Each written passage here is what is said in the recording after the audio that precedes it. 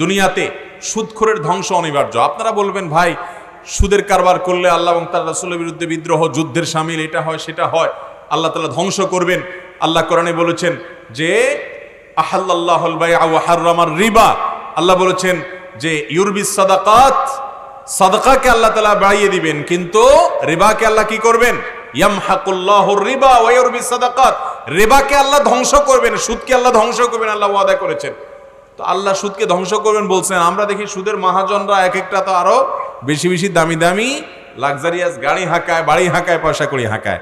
ভাইরা আমার, আল্লাহর ধ্বংস এটা কতভাবে হতে পারে আমরা কল্পনাও করতে পারি না। একটা মানুষ অনেক গাড়ি বাড়ি হাঁকিয়েও তার ভেতরে তাণ্ডব চলতে পারে, অশান্তির সমুদ্রে ডুবতে পারে। হতে পারে কি পারে না? আছে না নাই আমাদের আশেপাশে এরকম? ভাইরা আমার, এজন্য সুদের এই ভয়াবহতা থেকে একজন ইমানদারকে অবশ্যই বেঁচে থাকতে হবে। সুদের শাস্তি আল্লাহ তাআলা কি দিবেন, কিভাবে দিবেন, নবী করিম সাল্লাল্লাহু আলাইহি সাল্লামকে মেরাজে নিয়ে আল্লাহ তাআলা দেখিয়েছেন কিভাবে ভয়ঙ্কর ভাবে সুদখোরের শাস্তি জাহান্নামীদের মধ্যে হবে। আল্লাহ আগাম দেখিয়েছেন।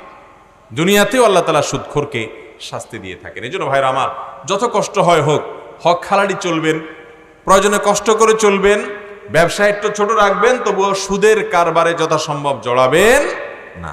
আল্লাহ আমাদেরকে বোঝার তৌফিক দান করুন।